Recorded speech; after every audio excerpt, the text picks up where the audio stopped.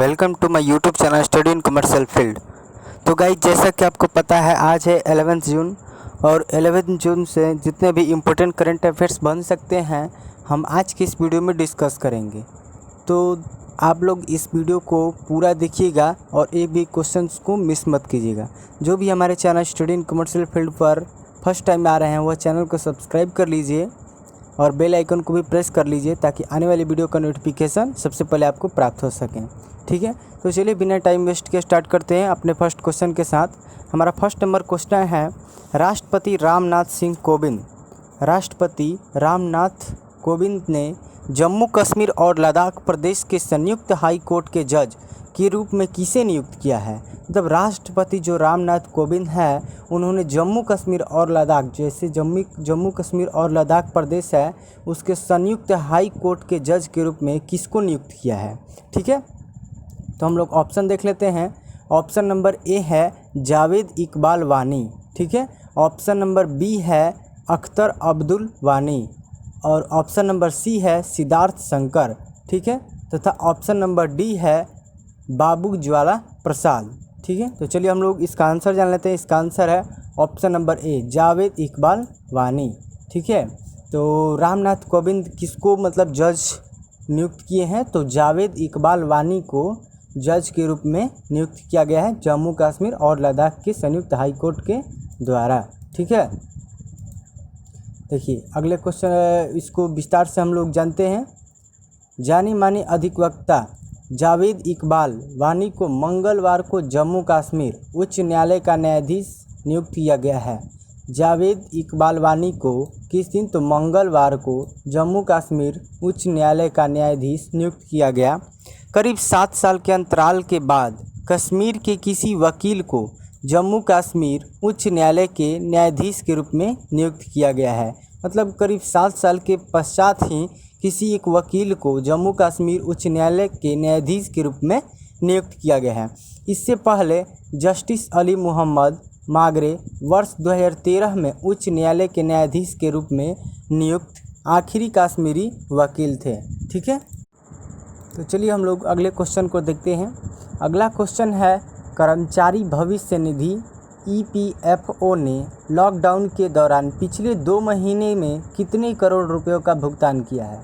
ठीक है, तो देखिए कर्मचारी जो भविष्य निधि है उसने लॉकडाउन के दौरान पिछले 2 महीने में कितने करोड़ रुपयों का भुगतान किया है, इसके बारे में हम लोग जानते हैं। तो ऑप्शन देख लेते हैं कि कितना करोड़ रुपये है, उसको ऑप्शन देखते हैं। ऑप्शन नंबर ए है 21,540 करोड़ रुपये, ऑप्शन नंबर बी है 11,540 करोड़ रुपये, ऑप्शन नंबर सी है 10,040 करोड़ रुपये तथा ऑप्शन नंबर डी है 31,540 करोड़ रुपये।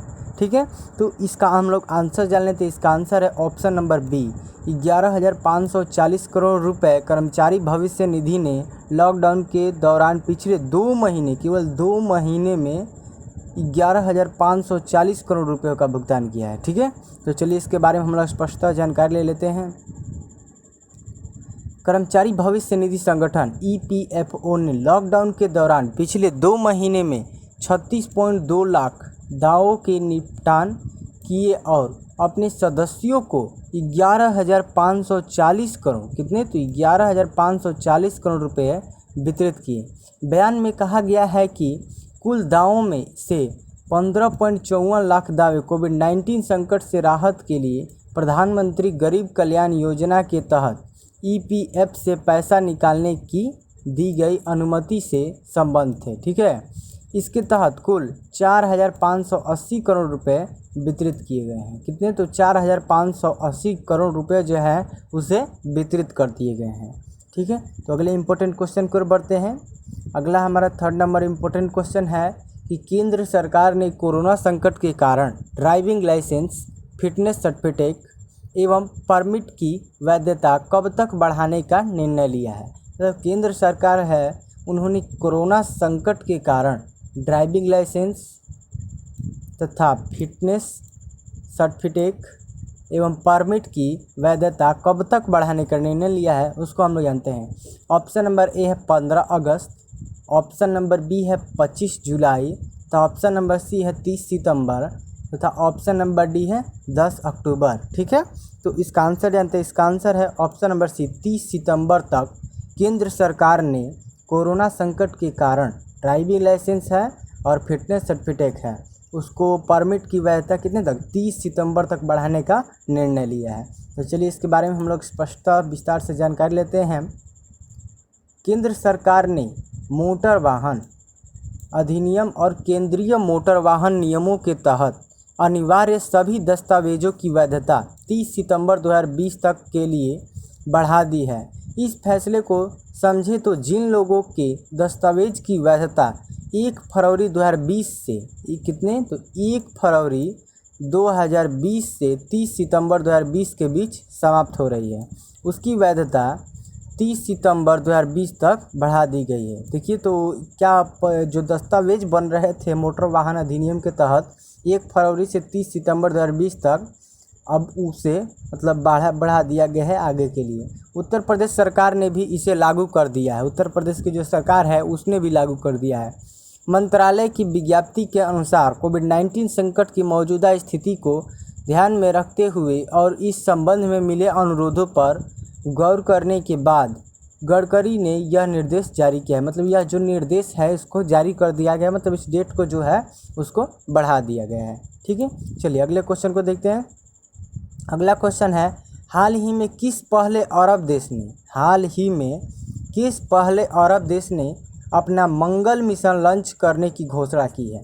हाल ही में वह कौन सा देश है जिसने अपना मंगल मिशन लॉन्च करने की घोषणा की है। ठीक है, ऑप्शन नंबर ए है संयुक्त अरब अमीरात, ऑप्शन नंबर बी है ओमान, ऑप्शन नंबर सी है कतर तथा ऑप्शन नंबर डी है इराक। ठीक है, तो देखिए कौन सा, तो हाल ही में वह किस पहले अरब देश ने, ठीक है, तो वह इसका आंसर है ऑप्शन नंबर ए संयुक्त अरब अमीरात। संयुक्त अरब अमीरात वह जो देश है वह मंगल मिशन लॉन्च करने का घोषणा किया है। तो चलिए हम लोग इसको स्पष्टता जानकारी लेते हैं। संयुक्त अरब अमीरात UAE 15 जुलाई को पहली बार मंगल ग्रह के लिए मिशन लॉन्च करने जा रही है। यह इसका पहला बार है मिशन मंगल ग्रह के लिए मिशन लॉन्च करने जा रहा है। यह ऐसा करने वाला UAE अरब देशों की दुनिया में पहला देश होगा। यह जो UAE अरब देश है यह दुनिया में सबसे पहला देश होगा जो मंगल ग्रह के लिए मिशन लॉन्च करने जा रहा है। अगले 40 दिनों के अंदर संयुक्त अरब अमीरात अपना मंगल मिशन लॉन्च कर देगा। कितने, तो यह 40 दिनों के अंदर संयुक्त अरब अमीरात अपना मंगल मिशन जो है वह लॉन्च कर देगा। यह मिशन अगले साल फरवरी तक मंगल ग्रह की कक्षा में पहुंचेगा। यह मिशन जो है वह अगले साल फरवरी तक मतलब नेक्स्ट ईयर जो है उसमें मंगल ग्रह की कक्षा में यह पहुंचेगा। ठीक है, चलिए अगले क्वेश्चन को बढ़ते हैं। अगला क्वेश्चन है वैज्ञानिक एवं प्रौद्योगिक अनुसंधान संस्था CSIR की पालमपुर स्थिति अनुसंधान इकाई IHBT ने हींग और कैंसर की खेती के लिए किस राज्य सरकार के साथ समझौता किया है। जो वैज्ञानिक प्रौद्योगिक अनुसंधान संस्था है उसकी पालमपुर स्थिति अनुसंधान इकाई IHBT ने हींग और कैंसर की खेती के लिए किस राज्य सरकार के साथ समझौता किया है उसको हम लोग जानते हैं यहाँ पे। तो चलिए देखते हैं ऑप्शंस हैं। ऑप्शन नंबर ए है बिहार, तो ऑप्शन नंबर बी है पंजाब, ऑप्शन नंबर सी है हिमाचल प्रदेश तथा ऑप्शन नंबर डी है उत्तर प्रदेश। ठीक है, तो इसका आंसर हम लोग जान लेते हैं। इसका आंसर है option number C Himachal Pradesh. ठीक है, इसको और भी हम लोग विस्तारित रूप में जानते हैं। हिमालयी जैव संसाधन प्रौद्योगिक संस्थान और हिमाचल प्रदेश सरकार ने किसानों की आय बढ़ाने के उद्देश्य से देश में कैंसर और हींग की खेती को बढ़ावा देने के लिए साझेदारी की है। यह साझेदारी हिमाचल प्रदेश में कृषि आय बढ़ाने, आजीविका में वृद्धि और ग्रामीण विकास के उद्देश्य को पूरा करने में मददगार हो सकती है। ठीक है, तो हम लोग अगले क्वेश्चन को देखते हैं। अगला हमारा 6 नंबर क्वेश्चन है हाल ही में किस राज्य सरकार द्वारा राज कौशल पोर्टल और ऑनलाइन श्रमिक रोजगार विनिमय की शुरुआत की गई है? हाल ही में वह कौन सा राज्य सरकार है जिसके द्वारा राज कौशल पोर्टल और ऑनलाइन श्रमिक रोजगार विनिमय की शुरुआत की गई है? ठीक है, तो ऑप्शन देख लेते हैं हम लोग। ऑप्शन नंबर ए है गुजरात, ऑप्शन नंबर बी है झारखंड, ऑप्शन नंबर सी है तमिलनाडु तथा ऑप्शन नंबर डी है राजस्थान। ठीक है, तो इसका आंसर है ऑप्शन नंबर डी, राजस्थान। चलो इसको विस्तार से हम लोग जानते हैं। इस पोर्टल को सूचना और प्रौद्योगिकी विभाग आईटी और राजस्थान कौशल और आजीविका विकास निगम द्वारा विकसित किया गया है। राज कौशल पोर्टल का उद्देश्य प्रवासी श्रमिकों के लिए अवसरों की उपलब्धता में सुधार करने, उद्योग और मजदूरों के बीच की फासले को कम करना है। ठीक है, इस पोर्टल का उद्देश्य उद्योगों द्वारा उन श्रमिकों के रोजगार की समस्या को दूर करना है जिन्हें रोजगार न मिलने के कारण कई समस्याओं से जूझना पड़ रहा है। ठीक है, अगले क्वेश्चन को देखते हैं। अगला 7 नंबर क्वेश्चन है, राष्ट्रीय कृषि और ग्रामीण विकास बैंक ने असम ग्रामीण विकास बैंक को कितने करोड़ रुपयों की विशेष चल निधि सुविधा देने की घोषणा की है? तो राष्ट्रीय कृषि और ग्रामीण विकास जो बैंक है उसने असम ग्रामीण विकास बैंक को कितने करोड़ रुपयों की विशेष चल निधि सुविधा देने की घोषणा की है, उसको हम लोग जानते हैं। चलिए ऑप्शन देख लेते हैं। ऑप्शन नंबर ए है 270 करोड़ रुपए, ऑप्शन नंबर बी है 370 करोड़ रुपए, ऑप्शन नंबर डी है 200 करोड़ रुपए तथा ऑप्शन नंबर डी है 470 करोड़ रुपए। तो हम लोग इसका आंसर जान लेते हैं। इसका आंसर है ऑप्शन नंबर ए, 270 करोड़ रुपए। राष्ट्रीय कृषि और ग्रामीण विकास बैंक असम ग्रामीण विकास बैंक को 270 करोड़ रुपयों की विशेष चल निधि सुविधा देने की घोषणा की है। तो चलिए इसको और भी हम लोग स्पष्ट से जानकारी ले लेते हैं। कोरोना महामारी के दौरान किसानों की कृषि गतिविधियों का सहयोग करने के लिए 270 करोड़ रुपयों की विशेष चल निधि सुविधा प्रदान की गई है। यह ऋण सुविधा किसानों को अपने फसल उत्पाद को बढ़ाने में सक्षम बनाएगी, जो इस कठिन समय में राज्य के कृषि ऋण के लिए एक वरदान साबित होगा। नाबार्ड 2020 से 2021 कोविड-19 महामारी के दौरान सहकारी बैंकों, क्षेत्रीय ग्रामीण बैंकों और सूक्ष्म वित्त संसाधनों को राष्ट्रव्यापी 25,000 करोड़ रुपयों की तरलता सहायता प्रदान कर रहा है ताकि किसानों के लिए ऋण सुविधा जारी रखी जा सके। ठीक है, चलिए अगले क्वेश्चन की ओर बढ़ते हैं। अगला 8 नंबर हमारा क्वेश्चन है, केंद्र सरकार ने अगरबत्ती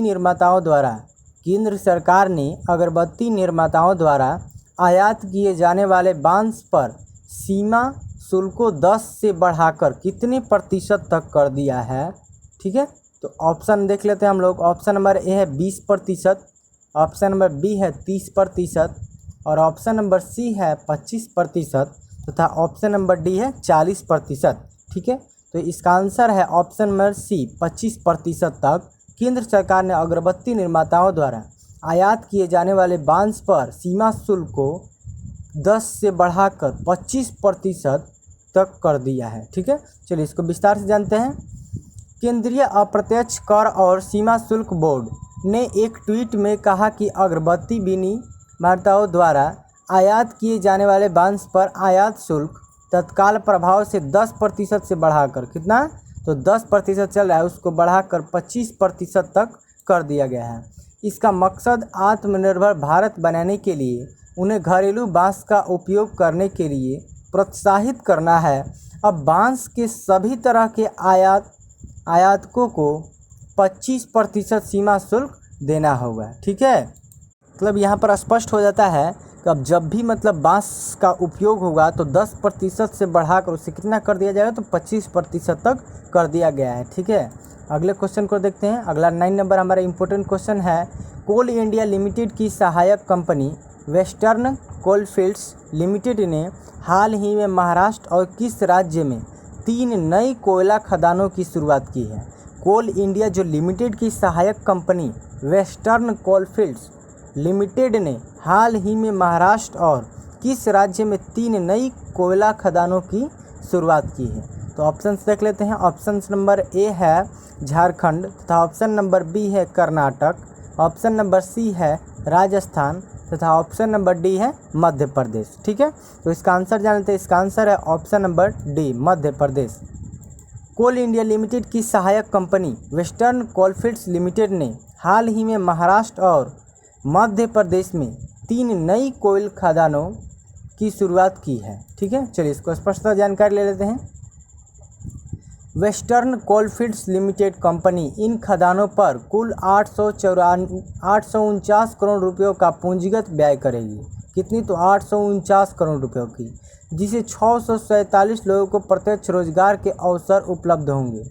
उल्लेखनीय है कि वित्तीय वर्ष 2023 से 2024 तक वेस्टर्न कोलफील्ड्स लिमिटेड ने 20 नई परियोजनाओं को शुरू करने का लक्ष्य निर्धारित किया है, जिनमें से 14 परियोजनाएं महाराष्ट्र और 6 परियोजनाएं मध्य प्रदेश में शुरू की जाएंगी।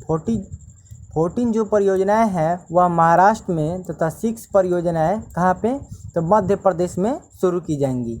गौरतलब है कि वित्तीय वर्ष 2019 से 20 में वेस्टर्न कोलफील्ड्स लिमिटेड ने 57.64 मिलियन टन कोयले का उत्पादन किया था, जो कि पिछले वित्तीय वर्ष की तुलना में 8% से भी अधिक की वृद्धि को दर्शाता है। ठीक है, चलिए अगले क्वेश्चन इंपॉर्टेंट 10 नंबर क्वेश्चन को देखते हैं। छत्तीसगढ़ सरकार ने राज्य में पुलिस कर्मियों की मानसिक तनाव और डिप्रेशन को कम करने के लिए किस नाम से एक अभियान की शुरुआत की है? छत्तीसगढ़ सरकार है, उन्होंने राज्य में पुलिस कर्मियों के मानसिक तनाव और डिप्रेशन को कम करने के लिए किस नाम से एक अभियान की शुरुआत की है? तो ऑप्शन देख लेते हैं। ऑप्शन नंबर ए है स्पंदन, तो ऑप्शन नंबर बी है नमन, ऑप्शन नंबर सी है खुशी और ऑप्शन नंबर डी है प्रतिभा। ठीक है, तो इसका आंसर है ऑप्शन नंबर ए स्पंदन। देखिए, छत्तीसगढ़ सरकार ने राज्य में पुलिस कर्मियों के मानसिक तनाव और डिप्रेशन को कम करने के लिए स्पंदन नाम से एक अभियान की शुरुआत की है। चलिए इसको स्पष्टता जानकारी ले लेते हैं। छत्तीसगढ़ सरकार ने राज्य में पुलिस कर्मियों के मानसिक तनाव और डिप्रेशन को कम करने के लिए स्पंदन नाम से एक अभियान की शुरुआत की है।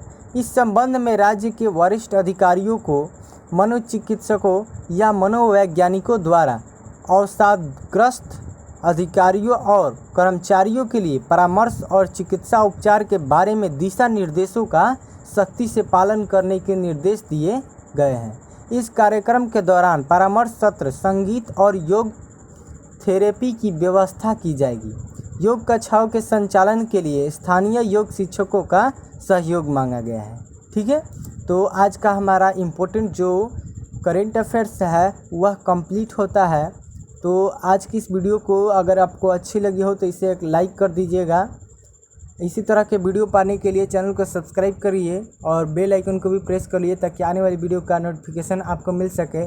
आपको इस चैनल पर डेली कॉमर्स से रिलेटेड अकाउंट्स, बिजनेस स्टडी तथा EPS का और चैप्टर वाइज उसका सॉल्यूशन प्रोवाइड कराया जा रहा है। आप उससे जाएँ और मिस न करें, उसको अवश्य देखें, आपको बेनिफिट अवश्य होगा।